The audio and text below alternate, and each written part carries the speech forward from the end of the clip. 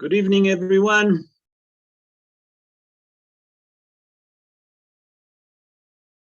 Hello, everyone. Who's there with us? Jeffrey. Hello, Jeffrey. Hi, How are you? Hello, David. It's good to see you. Hello, Rob. Hello, Louis. How's it? How are you all? Are you all well? Baruch Hashem. I have to take off. Good, good. I missed you. I miss you, Guy. Where are you? I see that Ronaldo joined us. Hello, Ronald. It's nice to see you with us. Dr. Les with us. Who else with? Oh, Lionel with us. I see that Ivan and Anthony with us. Who else with us? Let's see who else with us. Dr. Les, Hello, how are you? Rob. How are you? Good, Rob. How are you? I'm just going to go here. Oh, Rob, it's so good to see you. How are you? When I hear you, always good. Give us the good news from Eretz HaKodesh. Okay, so I'll tell you, there's actually quite amazing news. You know, Naftali Bennett, who wears a kippah, who keeps Shabbos, who keeps kosher. So he was in Scotland with all the world leaders. And there you have the representative of Israel wearing a kippah, mixing with all the world leaders. It's actually quite unbelievable. You know, it's a very positive thing. Very proud to be from and amazing. And, you know, it gives everybody such hope that anybody can become the Prime Minister of Israel. You know, it's any Yid, please God, who feels passionate about it, like Bennett. He wasn't even born here, and he's now the leader. But they are having the budget vote on the 14th of November, and that's going to be quite interesting because if they don't pass the vote, there's going to be further elections. And maybe it's not a bad thing. Election.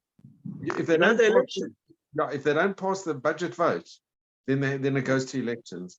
But maybe it's not a bad thing because it would be better, Dafke, if the Likud would come in, because a lot of money have gone to like the Abbas. Yes, Abbas. I know. To the Arab parties to that they would pass this budget. Yeah. So and they've taken from like the more from the Haredi. So people are hoping that something will happen, and the majority of the people vote Likud. So let's hope that the Likud come in again. Be'ezrat Hashem, no? Be'ezrat Hashem, akol bidei shamayim. Chodesh Tov Rav and Shabbat Shalom as well. All the best. Thank you, Dr. Les. We're going to start the show, Be'ezrat Hashem. I'm going to mute everyone. And Louis, you're going to unmute yourself later on, okay? So, Be'ezrat Hashem, na'aseh v'natzliach, v'Hashem alenu b'rachamav yarviach. First of all, I would like to wish all of you Rosh Chodesh Tov, Rosh Chodesh. We are now in Rosh Chodesh Kislev, believe it or not. We are now Rosh Chodesh Kislev. It's the month of miracle to all the Jewish people, Be'ezrat Hashem. I would like to first dedicate the shiur in honor of Esther Kaden Bat Ketzia, Mordechai ben Rahma, Harav Avraham Chaim ben Eliezer Yaakov, Tamar Bat Zehava, Rachel Bat Malka Sultana, Yaakov Salomon ben Farha, Dvorah Ruth Bat Beila, Nishmatam Tiyeh Tzrura Betzur HaChaim, please God, that will uplift their soul to the proper place in heaven. Also, I would like to dedicate the shiur in health of Liora Bat Miriam, Menashe Naji ben Farha, Orna Bluma Bat Miriam, Harav Avraham ben Marina, Harav Shlomo Yehuda ben Dalia, Harav Moshe ben Devora, Eitan ben Adasa, Israel ben Zisa, Mordechai David ben Leah, Dvorah Bat Esther, Sarah Devora Bat Elka, Tzadok ben Sarah, Shulamit Bat Haya Shein Alea, Aryeh ben Gito, David ben Yehudit, ושרה רבקה בת יהודית. Please God, רפואה שלמה to them, and שאר כל חולי עמו ישראל. So as our custom, before we start the show, we do usually introduction for the parsha. So when we read it on Shabbos, it will give us some kind of idea and time. The most important is the time. When is every situation happen in the world? In the year 2108 from the creation, Yaakov Avinu and Esav Rasha born to the father Yitzhak Avinu. Yitzhak Avinu was in the age of 60, and Rivka Imenu was in the age of 23. According to Rashi HaKadosh, listen to that, okay, she was 23. According to the Hagara is the Gaon Mivilna. The Gaon Mivilna said no. Rivka, matter of fact, was an age of 34. That's mean, what is the difference? Because according to Rashi, when Yitzhak Avinu took Rivka, when he married her, she was 3 years old. According to the Gaon Mivilna, not at all. She was 14 years old. 20 years later, she was 34. That's when they born. Now, when the two twin born, when Yaakov Avinu born, Rabotai, he born circumcised. Yaakov Avinu was such a nice looking man that Hazal say was looking exactly like Adam HaRishon, that been created by the Almighty. Esav HaRasha, from the other way, he was Admoni. Admoni, Hazal say, redhead. Not only that, he born, imagine a baby born with beard, imagine you have beard like me, hair, not only that, he have teeth. He can bite, he can chew things, he can eat. That was Esav HaRasha. In the year 2123 from the creation, Avraham Avinu died in the age of 175. Okay? Yitzhak Avinu was then in the age of 75. Okay? Yaakov Avinu and Esav HaRasha was in the age of 15. And listen to that. We explained last week the main reason that Avraham Avinu died earlier, because that HaKadosh Baruch Hu didn't want him to see his grandson Esav, okay, Yotze L'Tarabut Ra'ah, that's behaving badly. What happened in the same day? Hazal in the Gemara in Masechet Baba Batra, in page 16, folio 2, Hazal tell us, listen to that. In the same day that Avraham Avinu passed away, Esav HaRasha, at the age of 15, committed 5 most worst averot that a person can do.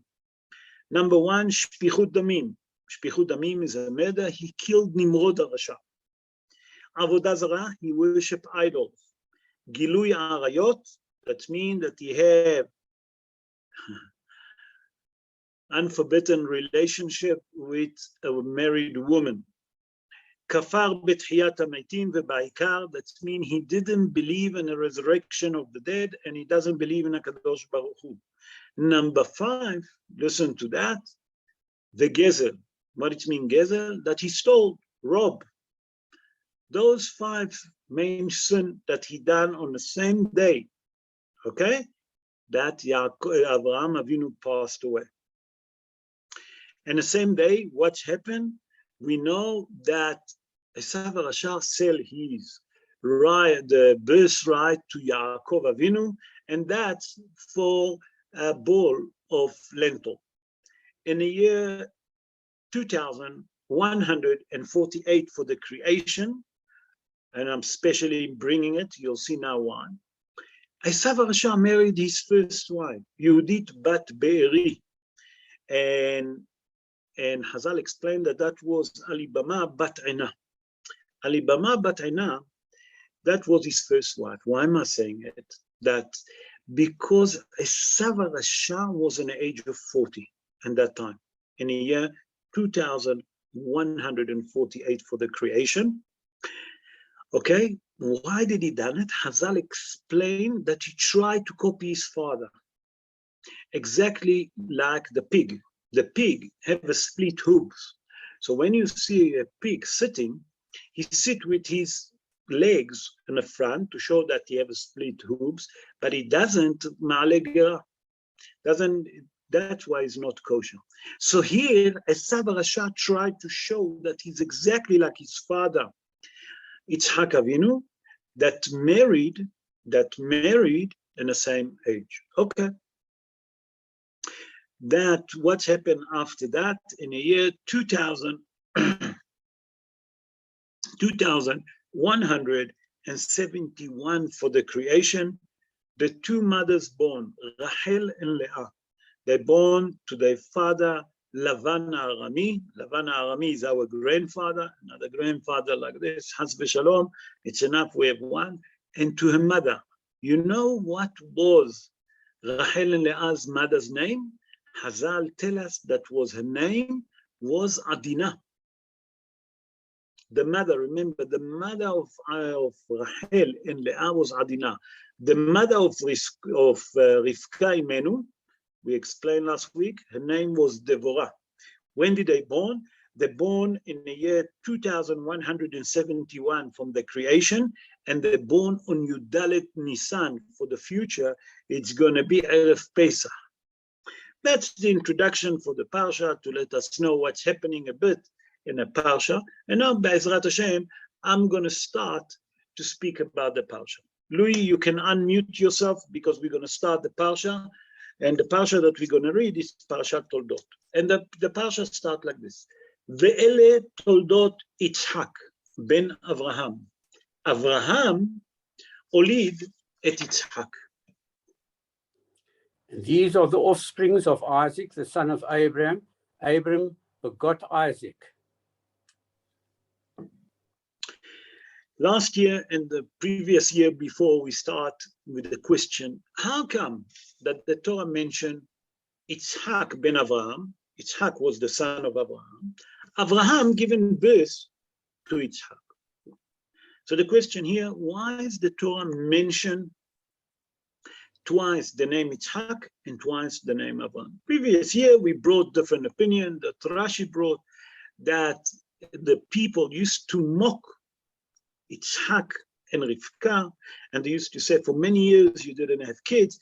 Chas v'shalom, after she'd been taken to the house of Avimelech, the child was from Avimelech. Later on, we saw that we explained that when it say Avraham olidet Yitzhak, okay, that means that Avraham and Yitzhak was looking the same, identical, to show to all of those that mocking and try to say that Chas v'shalom, that Yitzhak came from Avimelech HaRasha, Chas v'shalom. Okay, but that's what we explained previous year. We brought other explanation. But we have to understand, really, why is it mentioned the name of Avraham Avinu twice and the name of Yitzhak Avinu twice? Why is the Torah wasn't enough to say like this, Ve'Avraham olidet Yitzhak, and Avraham giving a birth to Yitzhak. And that's it. And then we know that Yitzhak is the son of Avraham, and Avraham is the father of Yitzhak. Pashut. So I saw a commentary that the Mefarshim bring, and the Mefarshim explain like that. The Mefarshim say, by that it say that the name Avraham twice, okay, it's come to tell us something very important, that Avraham Avinu prays that he have a son like Yitzhak. Avraham Avinu prays that he have a son that is a righteous man. Not only that he's a righteous man, that he's only the one that worshiping Akadosh Baruch Hu with the fear of heaven. From the other way, why is it mentioned the name of Avraham twice? It's Yitzhak Avinu, now the son praising, that you know where I get all of this value. You know where I get all of this righteousness. You know where I got that fear of heaven. Because I'm the son of Avraham Avinu. I was living in a house that I saw the Kedusha. I saw the holiness. I saw the purity. I saw the fear of heaven that my father had. And that's where I get it. That means that Avraham Avinu prays for his son, and his son Yitzhak Avinu was praising his father Avraham Avinu. That means each one built his quality and spoke about the quality of the others. Why? Because each one said that, look at my son, how great son I have. The son said, look how great father I have. And that's what the Torah comes to tell us. By that it mentioned twice Abraham, the son was praising his father. Yitzhak Avinu was praising his father. But that it's mentioned twice, the name Yitzhak, Avraham Avinu was praising his son that becomes such a righteous man. Okay? So far we understand that. But we explain why twice. That means that Yitzhak Avinu always prays, I have such a great father, that he helped everyone. Not only that he helped everyone, he teach Torah to all the world. Now you're all going to stop and say, wait, but Torah only been given much later, 6th generation later, when Moshe Rabbeinu received the Torah. But Avraham Avinu kept all the Torah, but he used to teach those people that he used to convert that there is 7 laws of Noah that they're obligated to keep. And the biggest mitzvah that you have to teach them, to believe in the Almighty, that there is a creator for the world, and not to be pagan to worship idols. And that's what Hazal said that he used to teach the rest Torah. Although there's certain people that was, like Shem Va'ever, that he used to study with them Torah. And Hazal said Mamre also was studying with them. I saw another commentary that why it's mentioned twice, the name of Yitzhak and the name of Avraham mentioned twice. I saw a commentary of Maharam Me'amishinov. Maharam Me'amishinov, it's Rabbi Menachem Kalish. Rabbi Menachem Kalish, born in the city of Amishinov in Poland. He born around 161 years ago. And he was the first Rebbe of the movement of Amishinov. And he said that where Yitzhak Avinu and where Avraham Avinu have all of this quality.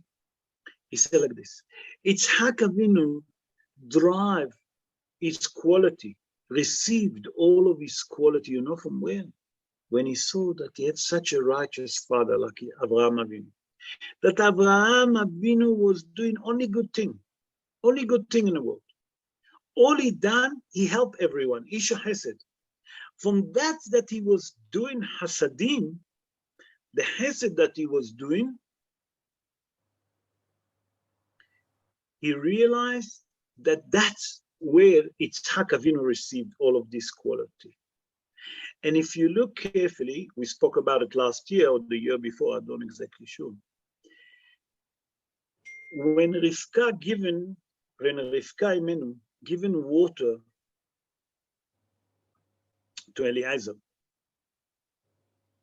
okay, to Eliezer Eved Avraham, that was the test. What was the test that Eliezer saw? It's not just giving water to him himself. After she finished giving him water, what has she done? She given water to who? To the camel, to the animal. The test was, is the wife of Yitzhak Avinu, Rivka Imenu, can be and have the quality that she can fit in the shoes of Sarai Imenu? Because the house of Abraham was all about hospitality. Can the new daughter-in-law now can serve and be part of that family? When Eliezer saw how Rivka behaved, that's when he knew it. That means that to come to the house of Avraham Avinu, to find a wife to Yitzhak, you have to have a special woman with a special quality. That she would love to have Hesed and to be a woman that can fit into the shoes of Avraham Avinu and Sarai Imenu.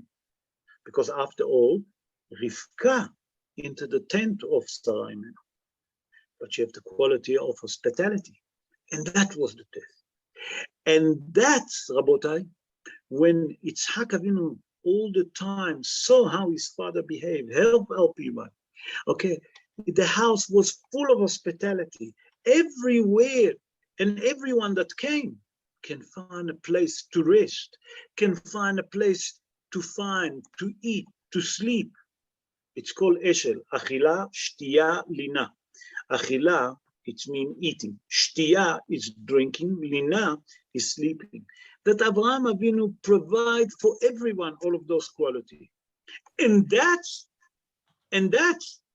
what the first thing that Yitzhak Avinu used to praise all the time about his father. And now we can understand where he received this quality. To receive those quality wasn't a simple thing that I come and that's it, I receive. No. When I saw how my father behaved, Avraham Avinu, and how Avraham Avinu was hospitalized people. That means when people used to come to his house, how he used to respect them, how he used to feed them, how he treated them with a manner and respect, and how he helped everyone when he need help. And we saw what's happened with Lot, that he have to run to fight with the 5 kings to save Lot. Yitzhak Avinu have all of that quality. Where is he received that? From Avraham Avinu. And that's why now we can understand why in the first verse the name of Avraham mentioned twice, Avraham Avinu, and the name of Yitzhak, that Yitzhak Avinu mentioned twice, to tell us that the quality of Avraham Avinu and the quality of Yitzhak. Yitzhak Avinu received the quality from his father, and his father Avraham was praising Yitzhak that he had such a great quality. And in the end of the verse, it says something very interesting. Listen what it says. It says, "Ve'Avraham olid et Yitzhak." Avraham given a birth to Yitzhak. And many of the Mefarshim say, well, what's happening? How can you say that Avraham given birth to Yitzhak? Avraham was the father of Yitzhak. You can't give him a birth. A mother gave a birth. So how do you tell me that Avraham given birth to Yitzhak? Also, previous year we spoke about it, but today I'm going to bring a special Hiddush. Sorry, I needed to drink something. My throat is dry. I'm going to bring today a beautiful Hiddush that I read when I wrote the show. I saw that in the book that called Or HaHaim. Or HaHaim, we call it Or HaHaim HaKadosh, but the book called Or HaHaim. It's been written by Rabbi Haim Ben Attar. Rabbi Haim Ben Attar, born in the city of Sali in Morocco. And he asked this question also. How come that you told me that Avraham olid et Yitzhak? Avraham given birth to Yitzhak. Avraham, it should say Avraham was the father of Yitzhak, but not given birth. And if you say that Avraham was the father of Yitzhak, you know obviously that he was his father. What's happening here? Rabotai, listen to that. It's something very, very deep. And if you don't understand, just send a message with your tongue and I will explain. Say Rabbi Haim Ben Attar, that the soul, the neshama of Yitzhak Avinu was a neshama from the Sitra de Nukubah. I will explain what it means, Sitra de Nukubah. Sitra, it means size, different side. Nukba, it's from a woman. That means that he had the soul of a woman.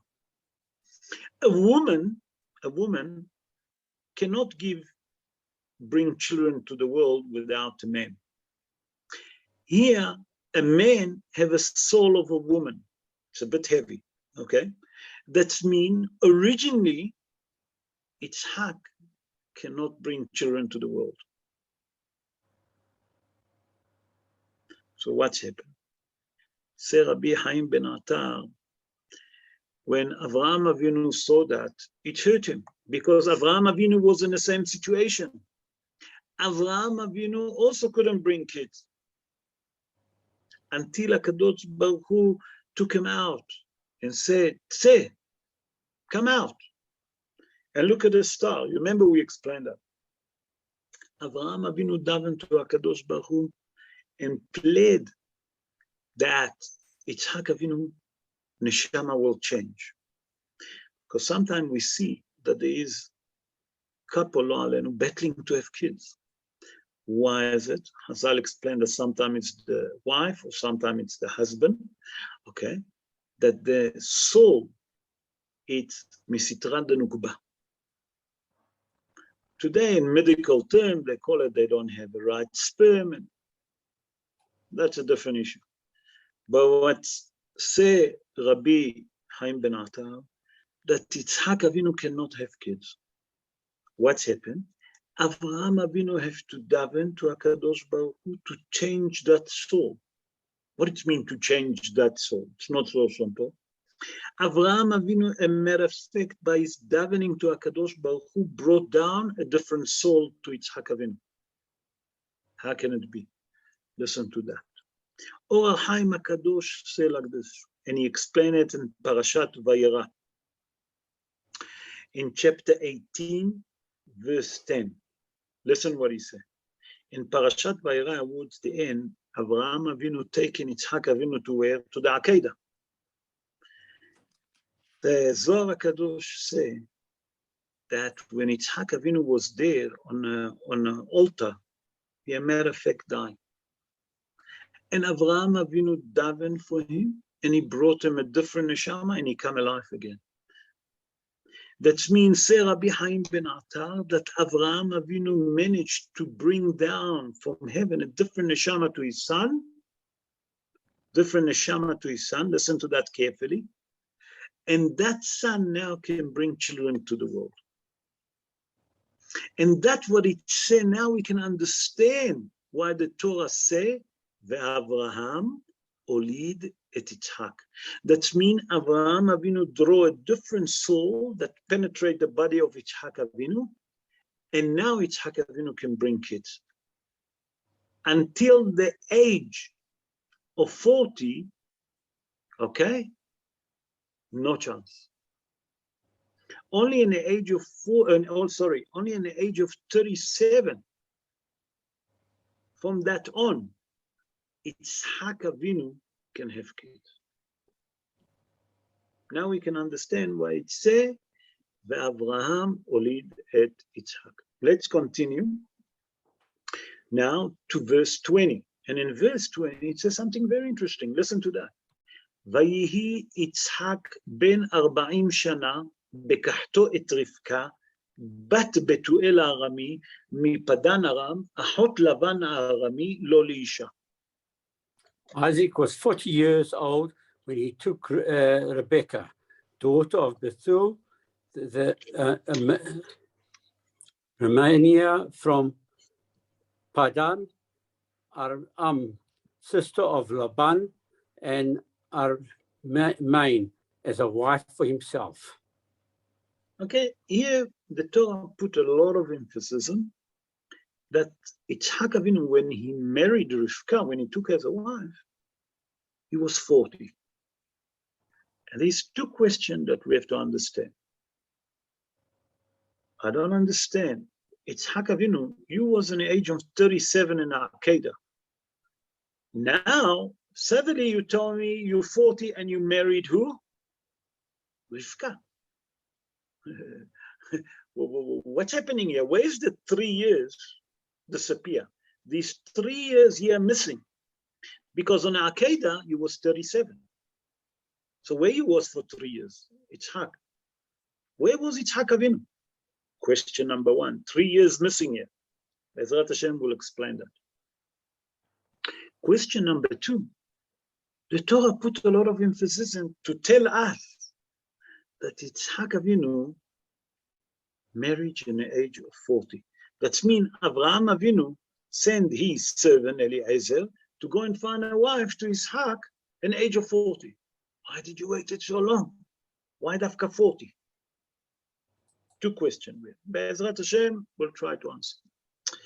So first of all, we have to understand where Yitzhak Avinu disappeared for 3 years.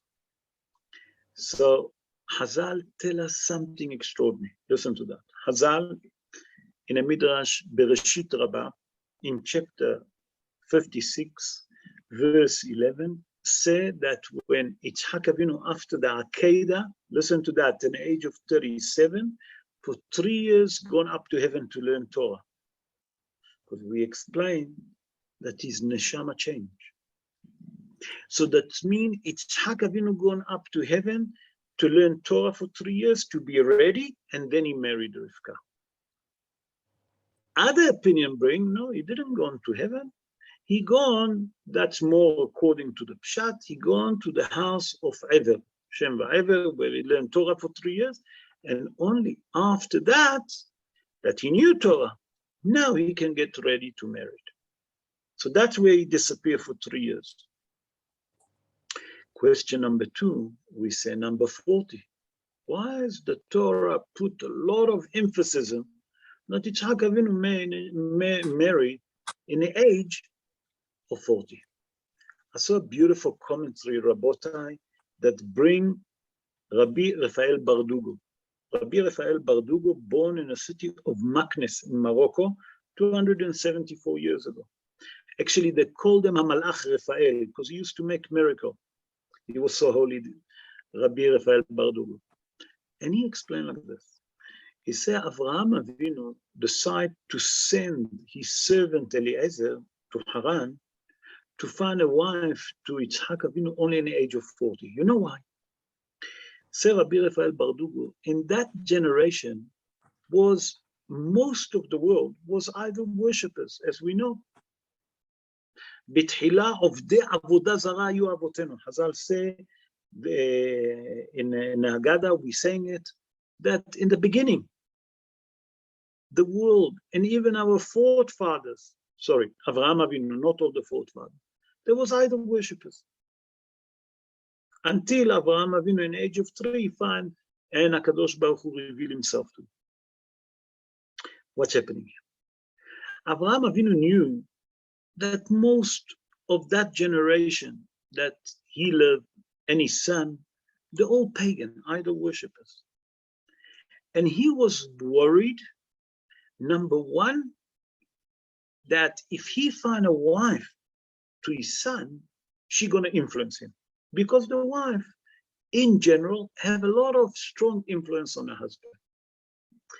So say Avraham Avinu, I'd rather wait that Yitzhak Avinu will reach to the age of 40, because Hazal in the Gemara, in the Mishnah in Masechet Avot, in chapter 5, in verse 21, tell us, Ben Arba'im Labina, in the age of 40, okay, that's when a person reach to his intelligence, to his wisdom, and only then, in that age, he have enough wisdom, enough intelligence, that he can stand and decide what he wants.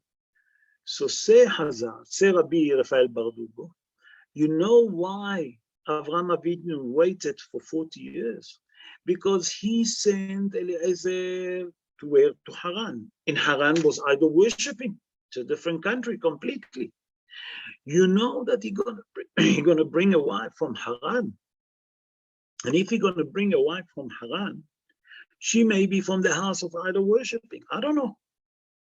I want my son to influence, enough power to influence the wife, and not the wife will influence the son. So what did you say?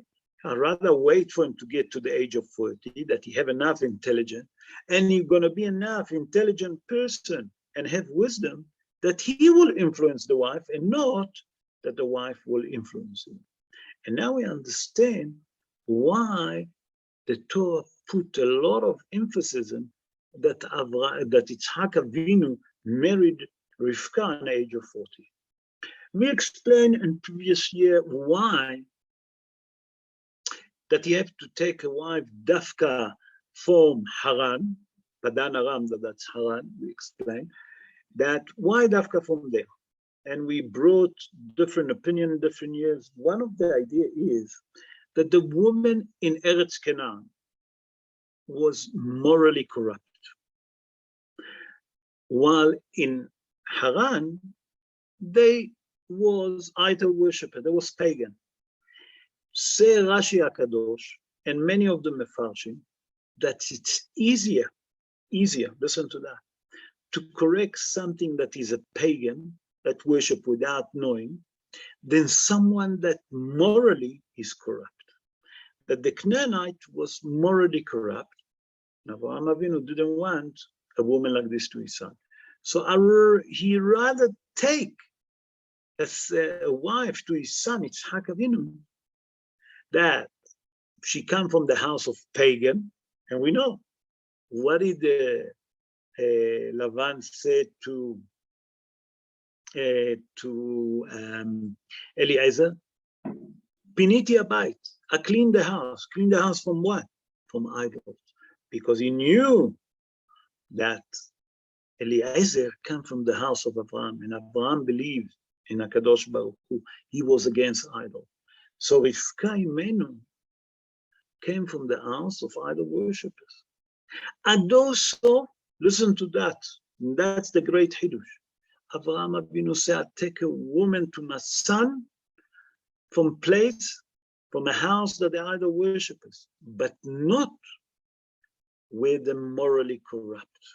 And look how dangerous it is to take morally corrupt when the generation is morally corrupt. Where we saw it in the Mabul, the time of the flood, that morally there was corrupt. What did HaKadosh Baruch Hu done? Wiped off the world completely. While in Dora Palaga there was idol worshippers, and they wanted to fight with HaKadosh Baruch Hu. HaKadosh Baruch Hu didn't destroy the world. Didn't. What has he done? He spread them. He split them away. And that's the difference. So now we understand why, number one, where was Yitzhak Avinu for 3 years? Where is those 3 years he disappeared? We understand why number 40. We understand why Dafka from Haran, the wife has to be for Yitzhak Avinu. Let's move on to verse 23. And in verse 23, it says like this, Vayomer Adonai la, shne goim bebitnech, ושני לאומים ממעייך ייפרדו, ולאום מלאום יאמץ, ורב יעבוד צעיר.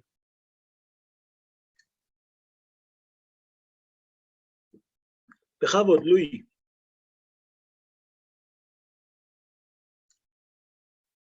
Louis, are you with us?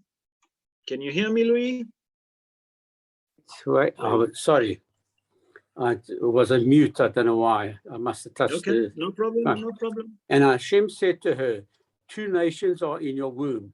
2 regimes from your inside shall be separated, and the mighty shall pass from one regime to the other, and the elder shall serve the younger.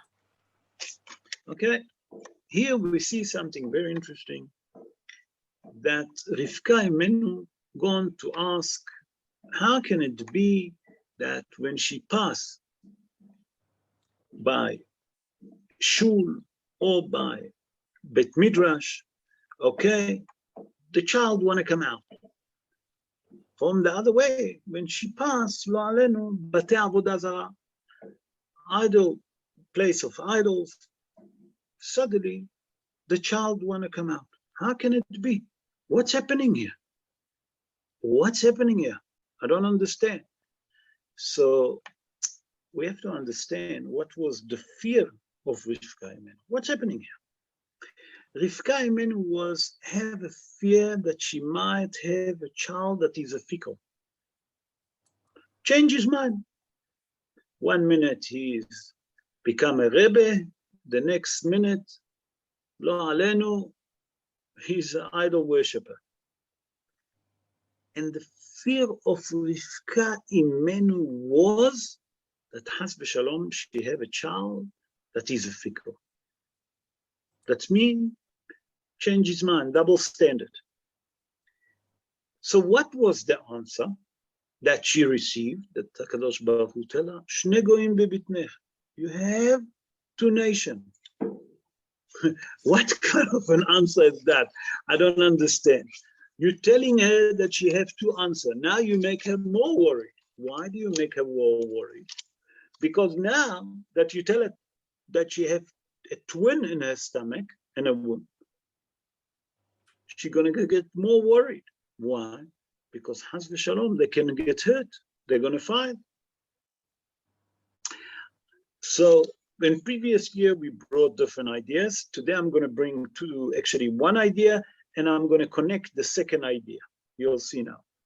So I saw a commentary, a beautiful commentary of Rabbi Aharon Parlov Mikarlin. Rabbi Aharon Parlov Mikarlin, that's the second, that's the young one. It's not the older one. The older one was the grandfather. He born in a city of Karlin in Belarus.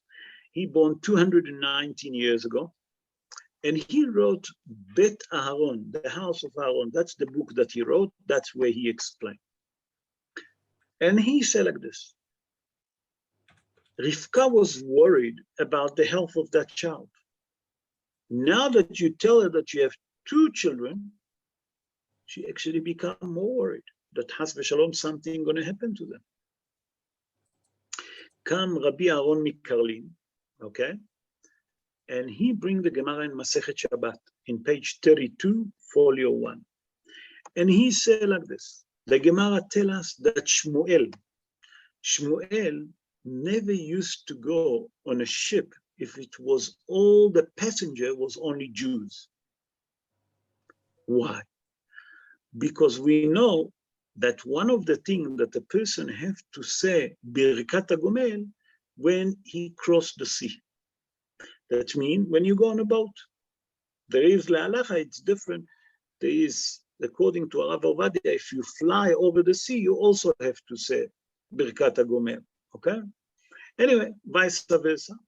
He said, Hazal tell us that Shmuel never used to go on a ship, that is only Jews.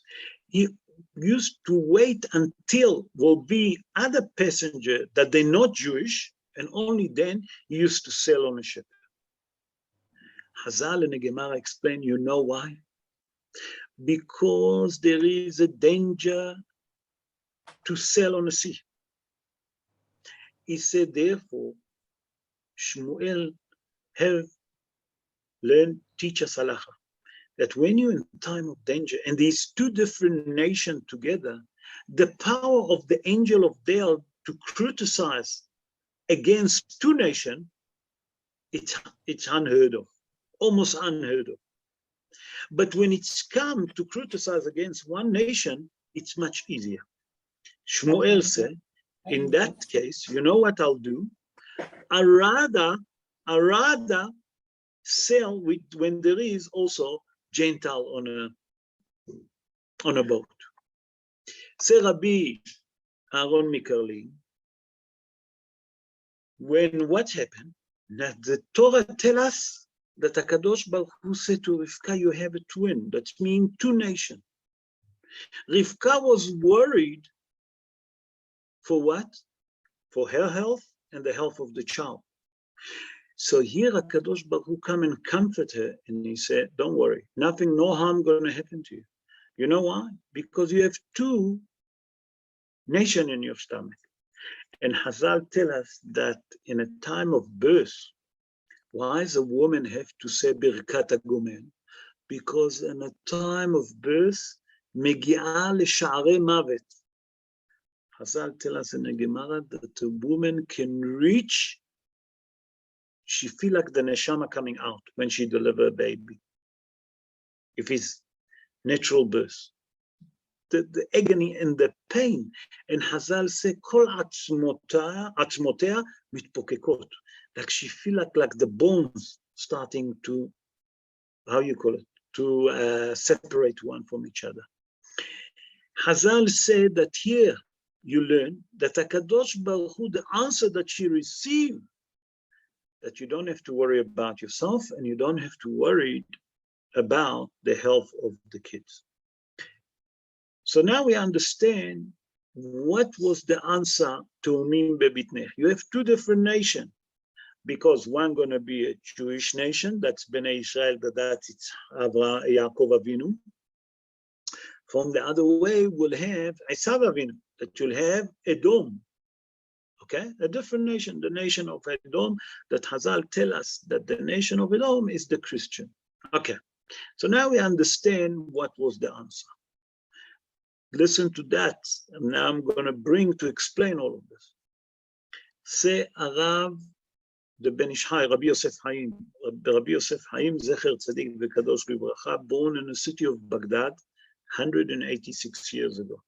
And the Ben Ish Hai say, now you can understand that when Esav came out, who was holding his heel? Yaakov. You know why he was holding his heel? Because he was frightened that he's going to be alone in a womb of his mother. And what's going to happen? The Chas v'Shalom, the angel of death, can criticize him. So what is he done? Immediately he grabbed the heel of Esav, and now they're two nations. And the angel of death cannot criticize against them. Now we understand why is it said v'teomim bebitnech. Okay, let's move now to verse 31. In verse 31, the Torah speak about the rise of birth that Yaakov Avinu. And look what it says. Vayomer Yaakov, mechera kayom et bechoratcha li. Jacob said, sell as this day your birthright to me. And we have to understand, Yaakov Avinu asked Esav to sell his birthright to him. Why is it so important that Yaakov Avinu asked Esav Arashah to sell him the birthright? Why is it so important? Why? Why did you find that you need the birthright? Why is it so important to Yaakov Avinu? That's a question that we have to understand. I saw a beautiful commentary, Rabotai, that brought by Rabbi Avraham Sabah. Rabbi Avraham Sabah, born in the city of Castilla in Spain. He born 582 years ago. Rabbi Avraham Sabah, a bit of history about him. He was the Mehutan of Maran Bet Yosef, Rabbi Yosef Karo, that wrote the Shulchan Aruch. And the story with him, that he suffered tremendous problem he had all of his life. He lived in Spain during the Spanish Inquisition. During the Spanish Inquisition, he had to fled. He didn't have a choice because he didn't want to convert. He didn't want to change his religion. He'd been forced to leave Spain. Two of his children, okay, been kidnapped by the church, and he never saw them anymore. After that, his wife died. He left with his two daughters. And one of the daughters married the son of the Maran Bet Yosef. And he wrote a book, Tzror Amor. And in his book, he explained like this. You know why it was so important for Yaakov Avinu to have the birthright, that he wanted to buy it? Why? He said that, and here, from here you learn that Rabbi Avraham Sabah was a great Kabbalistic. He said like this, when Yaakov Avinu and Esav was in a womb of their mother, Rivka, Yaakov Avinu was supposed to be born, the first one. He was supposed to be the older one, the Bechor. But what happened? He said that Esav Arashah, with his kind of, violent attitude, he forced Yaakov Avinu to the side, okay, and he came out. Hazal also tell us that when Esav came out, he didn't want his mother to have any more children. What has he done? He actually pulled out the womb of his mother, that she can never have, the womb of Rivka. That means that Yaakov Avinu was supposed to be the firstborn, but Esav was so violent and so aggressive that he pushed Yaakov aside and he came first. Yaakov Avinu knew that, therefore he couldn't give up about the birthright, and he makes sure that in the end he bought it. And he bought it for a bowl of lentil. We know, the Chazal tell us, we spoke about it, why dafka mina adom hazeh, and then they call him Adom, that he become the nation of Edom. So say Rabbi Avraham Sabah, because Esav HaRasha actually robbed the rights of the firstborn, Yaakov Avinu didn't have a choice. You have to buy it. And that's why Yaakov Avinu was willing to do everything to get the birthright back. And now we understand why Yaakov Avinu, it was so important for him. Let's move now to chapter 26, Louis, verse 13. 26:13. I'm skipping because the time we actually running a bit late, and I'm gonna try to catch more psukim. ויהי לו מקנה צאן ומקנה sorry. ויגדל האיש וילך הלוך וגדל עד כי גדל מאוד. The man became a great and kept becoming greater until he was very great. Okay, so if you look in this verse, the word great, okay, been mentioned 3 times. Yeah. Many of the Mefarshim ask, why dafka 3 times? What's happening here? First he's great, more great, until he become great. So great that you can, what's happening here? So on a pshat of the Dvarim, we learn from here that that Yitzhak Avinu was richer than Avraham Avinu and Yaakov Avinu. And Chazal tell us, and the Torah tell us, Ve'Avraham kaved me'od. That means Avraham have everything. Bamikneh, that means in a flock, and everything, Avraham was rich. But from here you learn, number 1, according to the pshat of the Dvarim, that Yitzhak Avinu was richer than Avraham Avinu and more richer than Yaakov. Okay, but why is that? Why does the Torah tell us all of that? The Torah come to tell us, you know why the word great mentioned 3 times in that verse? Because the blessing that HaKadosh Baruch Hu bless him. What does it say? Ki barech avarecha v'itbarchu bezaracha. Chazal said from the 3 words that HaKadosh Baruch Hu blessed Yitzhak Avinu, that's why the word great mentioned 3 times in our verse, to tell you that all the richness, all the prosperity that Yitzhak Avinu received, he received it from where? From the 3 blessings that he received. And that's why how we become so great and so rich. Let's move on now to chapter 27, verse 1. 27:1. 27:1. And look what it says here. It's very interesting what it says here. ויהי כי זקן יצחק ותקהנה עיניו מראות ויקרא את עשיו בנו הגדול ויאמר אליו בני ויאמר אליו הנני. And it came to pass when Isaac had become old and his eyes dimmed from seeing, that he summoned Esau, his older son, and said to him, my son. What he said to him, here am I. Okay, here we see that, as a matter of fact, Yitzhak Avinu called Esav. Why is he called him? Why is he summons him? The main reason that he summons him is he wanted to give him the bracha, the brachot, the blessing, we know. And there is a famous question that many of the Mefarshim ask. And that question, today, the question and the answer that I'm going to bring, it's from Harav Moshe Yeheskel Tzalach. Harav Moshe Yeheskel Tzalach, born in the city of Baghdad in Iraq 125 years ago, and he wrote a book that's called Vayakel Moshe.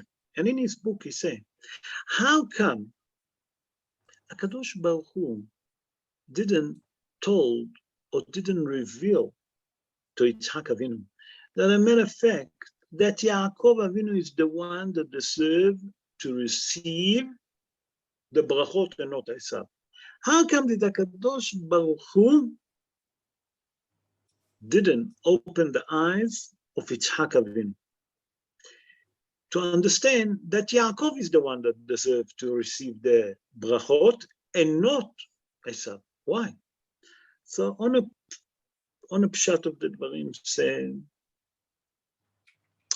Rabbi Moshe Yehezkel Tzalach Lagdus, he said that that the job of Yitzhak Avinu supposed to be that he shouldn't trust Esav.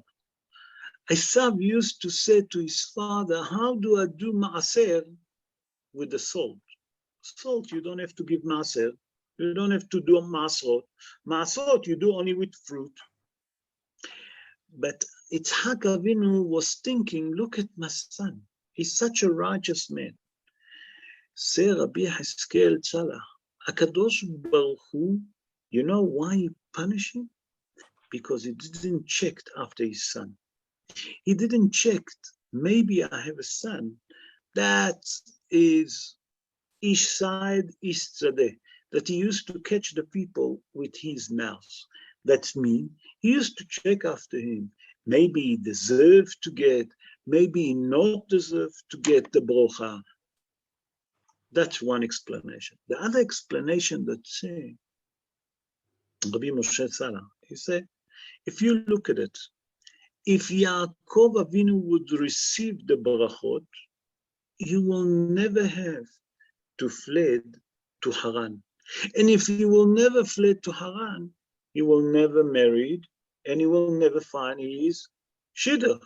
Because when he gone to Haran, who he met?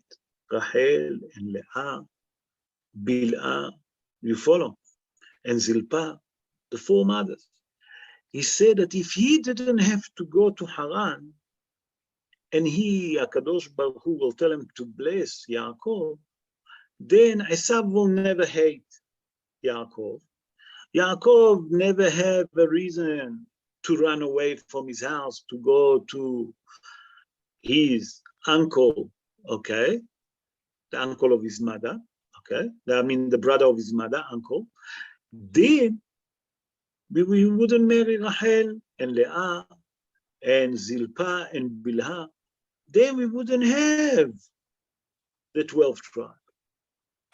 So the main reason that HaKadosh Baruch Hu didn't reveal to Yitzhak Avinu that Yaakov is the one that deserved, that he will try and give it the brocha to Esav. And Yaakov Avinu gonna come via the back door.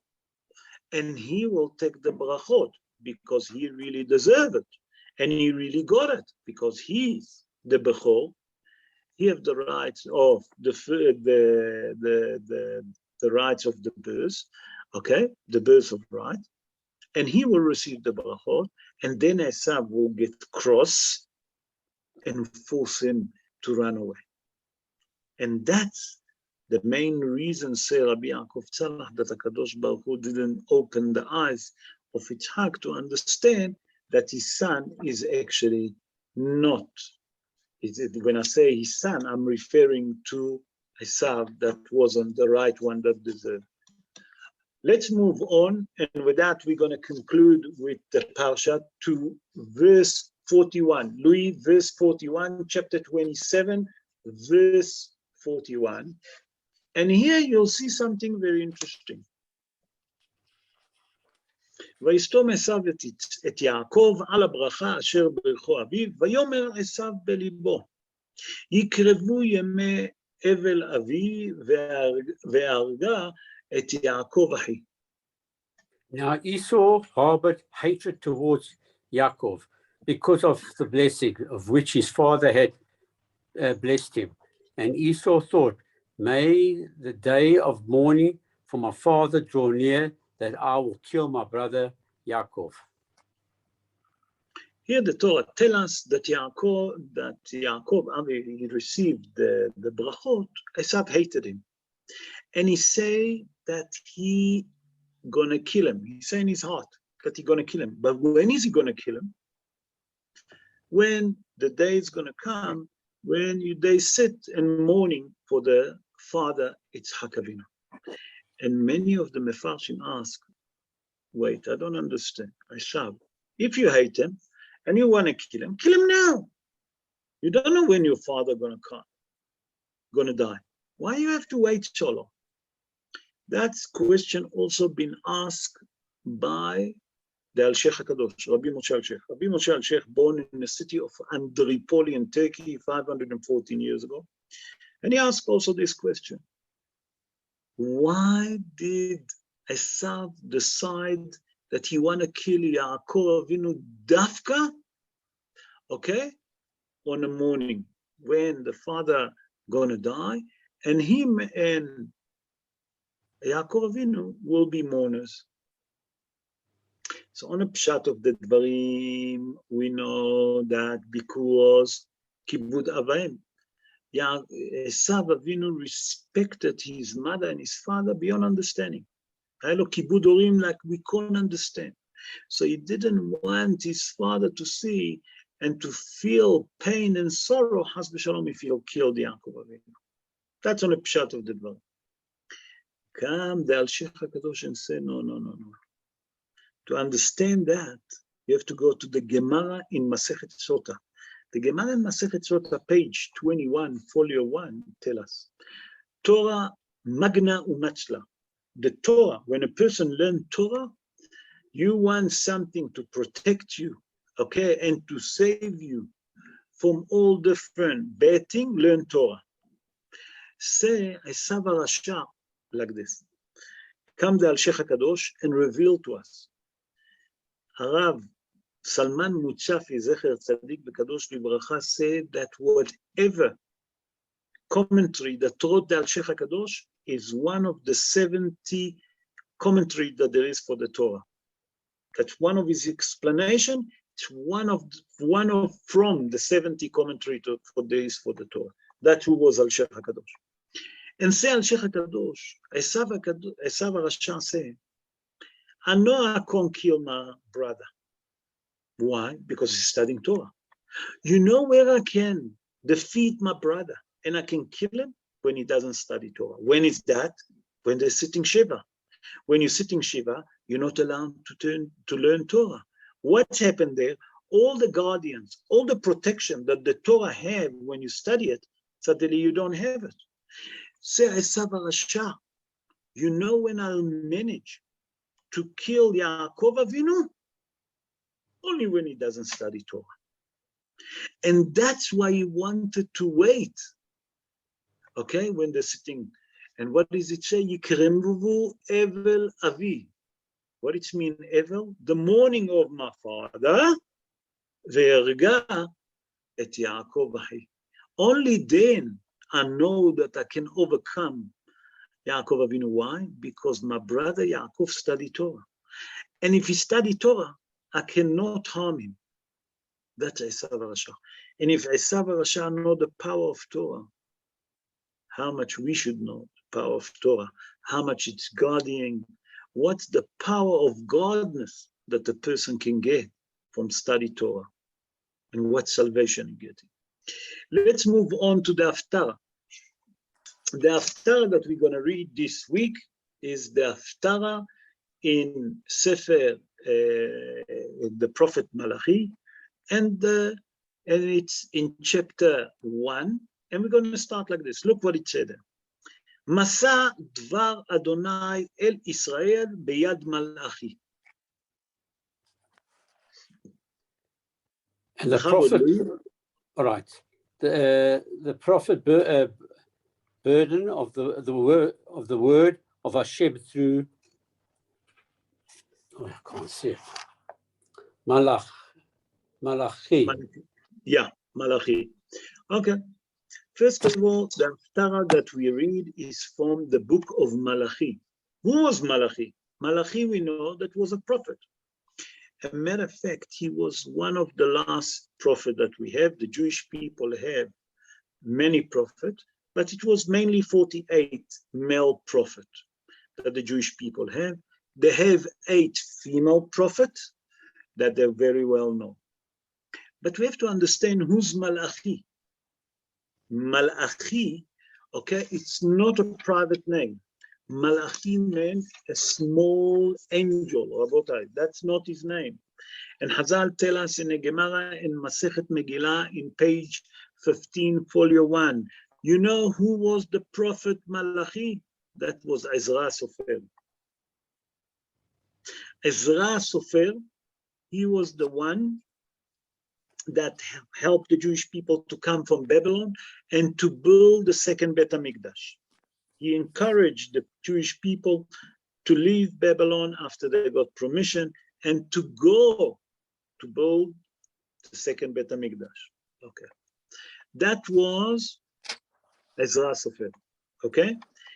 What does it mean, a prophet? Let's understand that. And that will help us to understand what it says here.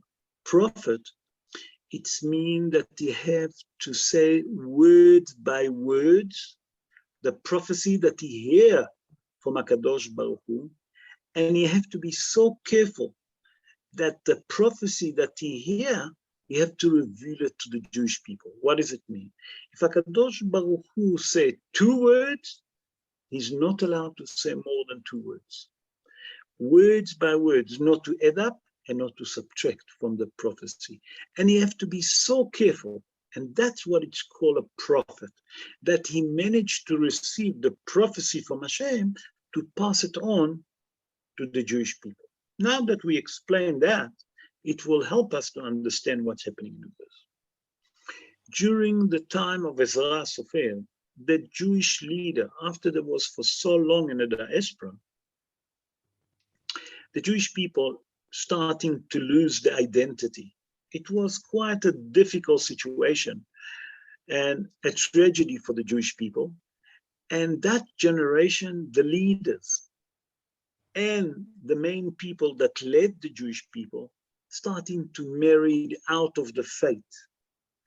And when Ezra saw that, he knew that you have to rebuke them. And he started to rebuking them by that he told them that the woman that they took, first of all, they're Gentile. See if they want to convert. Those that don't want to convert, you obligate to divorce them. Those that want to convert, want to be underneath the sake of heaven, you're converting them. And Hazal said that the Jewish nation done tshuva at that time, during the time of Ezra Sofer. And then Hazal said something very interesting. After they listened to him, they start building the second Bet HaMikdash. But what's happening here? Therefore, in the beginning of that, what does it say? Masa Dvar Hashem El Israel. What does it mean, Masa? It's heaviness, a weight. That means that the job of Ezra Sofer was that he have a lot of weights to put on Israel. What it was the weight that he have to put on Bnei Israel, on the children of Israel, or Am Israel, the nation of Israel, that he have to tell them that they have to do tshuva, to do repentance. Not only to do repentance, they have to convert their wife, or otherwise they're obligated to separate from their wife. They can't be with them, to divorce her, because they're not Jewish. So Hazal say that when the Jewish people listen to it and they done tshuva, what does it say in a prophet Nehemiah? It says, Lechu, Ichlu, Mashmanim, Ushtu Mamtakim. That's after that, after the Jewish people done tshuva, HaKadosh Baruch Hu accepted the tshuva, because the entire Jewish people and the leader, okay, those that didn't want to convert, they left them. Those that convert, that was willing to convert, the Jewish nation converted them. And after that, HaKadosh Baruch Hu accepted their tshuva, because they done a proper tshuva, and he accept, and they have 100% tshuva. HaKadosh Baruch Hu accepted them. And then what did HaKadosh Baruch Hu say? Go eat. What it mean go eat? Mashmanim. What it mean mashmanim? Fat food. Ushtu mamtakim. And drink something sweet. Drink something that's going to make you happy. Why? Because now that you've done tshuva, that you've done repentance, and I accepted your repentance, now you're my nation. And that's what it says, Masad Var Hashem El Israel, that the words that the prophet Malachi, that was Ezra Sofer, was a very heavy, very strong, and very difficult to pass this kind of message. But Ezra managed to do it. And Be'ezrat Hashem, that we should all merit, each one of us, and I'm speaking for myself personally, that I'll do tshuva from the heart. And everyone must understand, there's no such thing, that there is a righteous in this world, that he will do good, he will do mitzvot, but he'll never sin. Each one of us all the time have to understand that we have to do tshuva. And Be'ezrat Hashem, that we should all merit to do tshuva, and HaKadosh Baruch Hu will accept our tshuva and will send us Mashiach Tzidkenu and build the third Bet HaMikdash speedily in our day. Amen. Ken, you hear it soon. And if you have any question regarding the parsha, I will try and answer. Bechavot. Rabbi,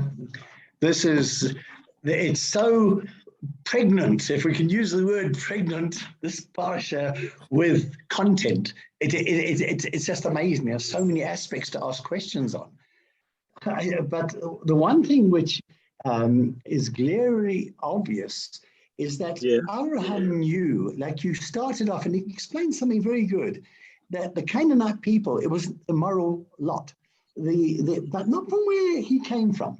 The people there, they may be misled, they may be idle, doesn't mean they weren't kind.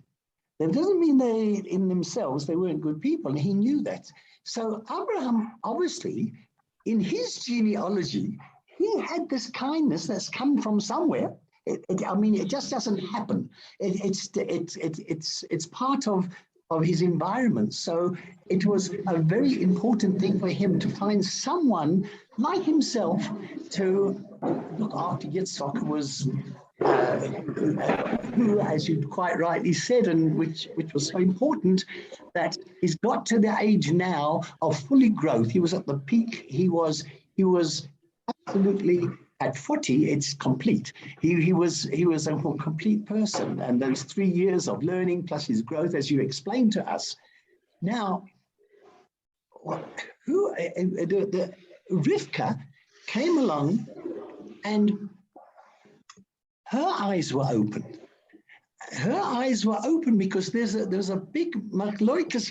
I mean, here she's told to deceive the husband. To deceive her husband was involved with that. So his eyes weren't open because of what you just explained, why we had to run away, and the whole episode of the future of the Jewish people. Rivka knew it.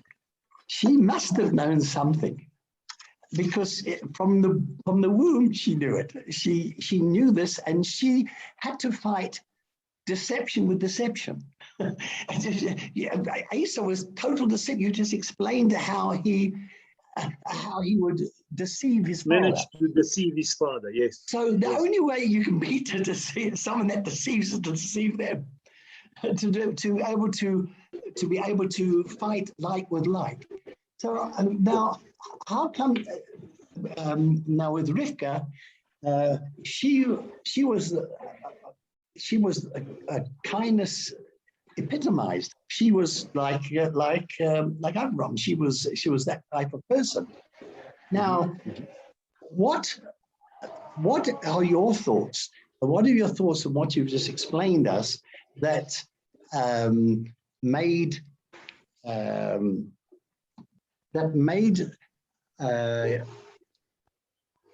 Yitzchak agree to what his mother had told him to do, and because her eyes were open and Yitzchak's eyes were closed. What are the ramifications of that, and what caused her to do that? So let's first understand the house of Rivka came. Guys, there is some noise at the back. I don't know where's it coming. I'm going to mute everyone. Because I can't focus if there is noise at the back. After that, you unmute yourself and you can.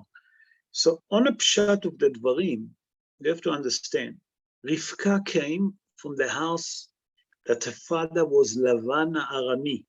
Take the word Arami, Ramai, change the letters, bring Ramai. Ramai is a cheater, a person that can cheat. He was a crook. That's the right word.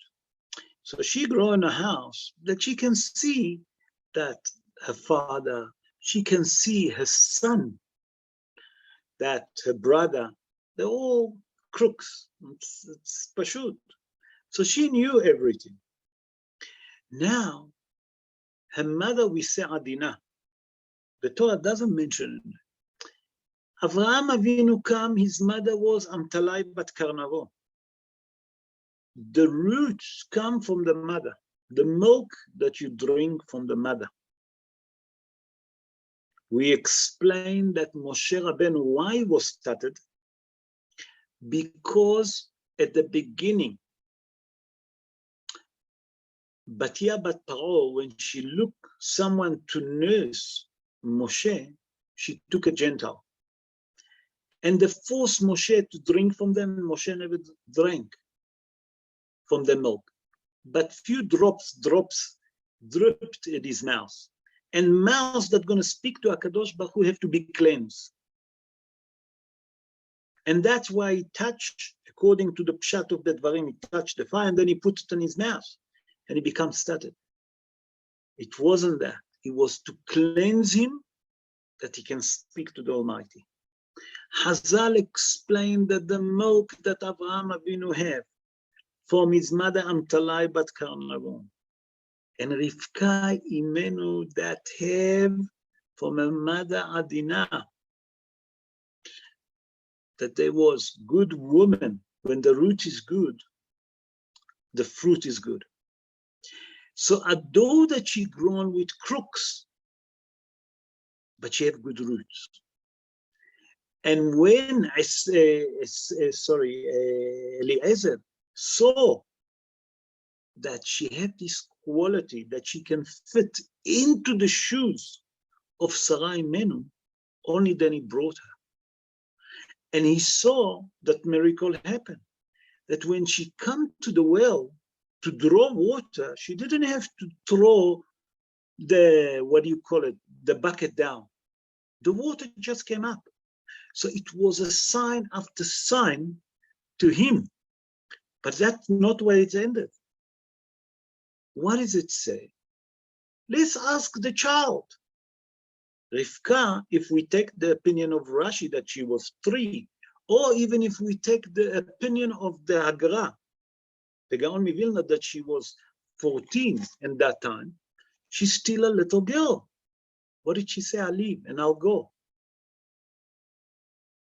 So if she going, sorry, her mother was Devorah. So the mother was Devorah, not Adina. Adina was the mother of Rachel and Leah. So, and it said that Maneket, who was the Maneket? The woman that nursed Rivka was Devorah. Maneket, Rivka, Devorah. That's mean that the roots, the foundation that Rivka had, she have a good foundation. That she had, what we call it in our terminology, you know, she was a street smart, help her, you understand, how to deal with her son Esav. HaKadosh Baruch Hu doesn't do nothing for nothing. If he give you a child like Esav, the mother already she have to be street smart. Why? Because Esav was a street child. He knew all the tricks. So you already given him. Yaakov Avinu from the other way, that was straight, but he also was smart. And he said to his wife to the future wife before he married her, I know your father. Because Rachel wondered, listen, I have a father. Oh, I have a father. He said, don't worry. My mother already taught me how to be street smart. So what's happening here? If you have a good root, the apple doesn't fall far from the tree. So she had a decent root and she used it. And in the age of 3 or 14, vice versa, which opinion you want to take, they're still little kids. And if she said, I'm going to go with that man, it was good enough. And when she saw Yitzhak Avinu davening mincha, because he constituted for us davening mincha, she fell off the camel. She asked, who's that man? Eliezer told her, that's the master.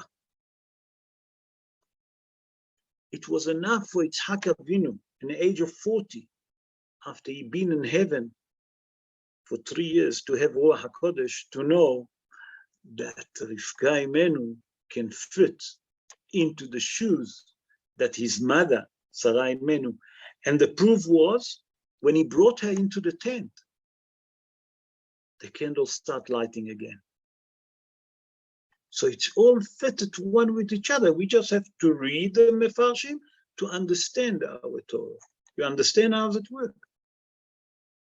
Beseder, Jeffrey, I can't hear you because you're muted, because I mute everyone. Please unmute yourself. Sorry. I can't hear you, Jeffrey. You're muted. Everyone muted. I muted everyone. Just unmute yourself. Okay, all good. Okay, yes, So, I can hear you now. So it's so basically she was that smart. She took in everything that she knew about her life up to that point, even though it was a young age, and to use it to her benefit because she had the experience of how to handle a situation.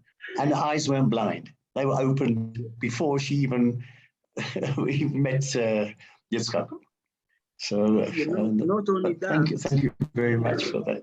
Not only that, I explained why did Eliezer immediately said to her father Betuel and to her brother Lavan, listen, we're leaving immediately. We're not going to waste time. There is a secret behind it. I explained in previous year, because her father, his name is Betuel. Betuel was a king. And he had a constitution that he make in Aram Naharaim, that every woman, listen to that, how corrupt the father was, but the mother was a decent woman. That the father said that every woman that married, she must spend the night before with him. Yeah. I said, whoa. That's not going to work with my master. That's not going to work with the mission that I've been sent by my master Avraham Avinu. That's not going to work. We're leaving now. So what did she say? I will go. Immediately I will go. You understand? There's depths and depths into it. You just have to look at the Mefarshim. You follow? Now you understand how smart she was. Okay? Absolutely. Okay. Thank you. Thank you. Thank you. Pleasure. Any other question, Rabotai? Hello? Hello, Anthony. How are you? Baruch Hashem, Antonio. That's good. It says in 27 verse 34, chapter 27 verse 34, when Esau heard his father's voice, he cried out an exceedingly great and bitter cry. And said to his father, bless me too, Father. What type of cry was it? Great and exceedingly bitter. What type of cry was it? Such a great cry. What it mean a great cry? You know why he cried? First of all, let's understand why he cried. On a pshat of the Dvarim, because Yaakov Avinu received the blessing. But the crying wasn't just for that. Chazal say that if Esav would receive the brachot, wouldn't be a chance for Yaakov Avinu anymore. That means we'll never be the children of Israel. That's how the Zohar HaKadosh explained. That means if Esav would receive the brachot if Yaakov Avinu, let's put it this way, if Rivka Imenu wouldn't convince Yaakov Avinu to do what he done, the Jewish people wouldn't be a nation today. We wouldn't have Bnei Israel. Why? Because all the prosperity and all the blessing that the Jewish people have today and will have in the future would go to who? To Esav Rasha. And he all the time going to be in the control of us. But when he saw that Yaakov Avinu was too clever and he received the brachot, he realized what he lost. He lost his control over the Jewish people. You understand what was such a great cry? Yes. Thanks very much. Pleasure, pleasure. If there is any more question, Rabotai?